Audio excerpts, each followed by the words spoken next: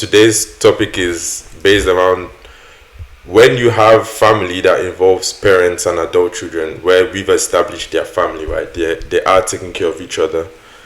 How do the individuals in those relationships, the parents and the adult children, navigate the space of empathy and respect, where they can have healthy conversations, agreements or disagreements, but have it in a way that has empathy and respect, given the fact that they are coming from a dynamic where one was a parent and the other one was a child for pretty much the adult child's life. So how did they get into that new space where, okay, now we are both adults technically, although I'm still your child, but we are both adults. So how do we navigate this new relationship with empathy and respect? So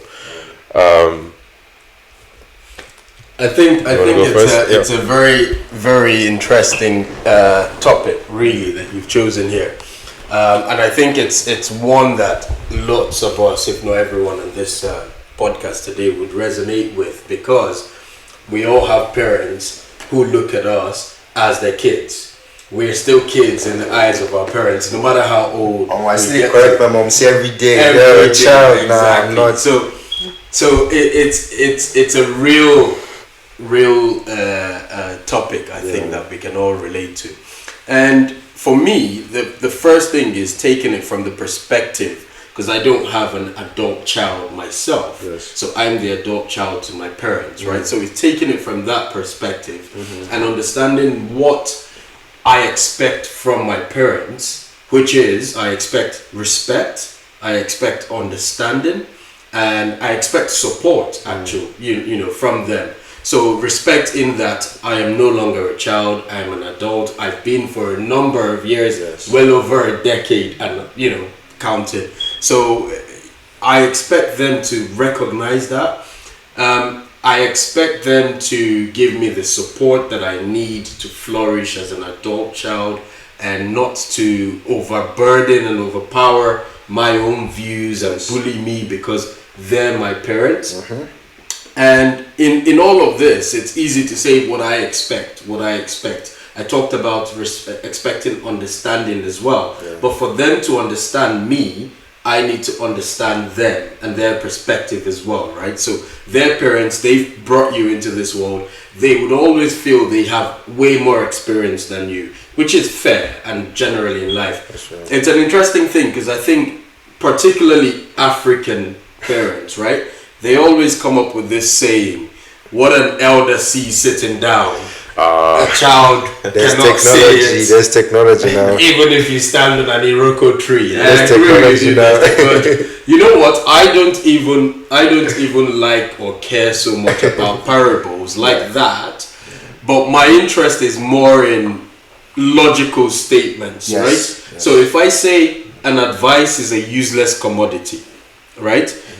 As a parent, you need to recognize that, right? Because a wise person doesn't need an advice. So if you have an adult child that is wise, he doesn't need all that advice. I'm not saying do not advise your children or whatever. But at the same time, a foolish person will not take the advice. So, you know, you've got to recognize that. And in recognizing that and understanding your adult child, then shaping the way in which you relate and communicate to influence the outcomes that you want from, as a parent, from your adult child is very important. And I think it's a two-way street. It's just making sure that as the children, we're able to really make our points sharp, clear, respectfully. As Africans, respect is the biggest thing. I agree. Respectfully, but also being logical about our wants, our desires, and the points we're trying to put across. So you're not actually making a foolish point when your parents are looking at you and saying, okay. And just to, before I then maybe hand over, is the other point is, unfortunately, this life in general, you would listen to someone who you feel is successful to some extent. Yeah. And that also plays a role whether you're talking parent-child relationship. If your child is doing well, the parents will be more accepting of your views. You see, I have friends who are in the music industry, for example. And when we were growing up, and some people would, dabble into different things, whether it's smoking and etc.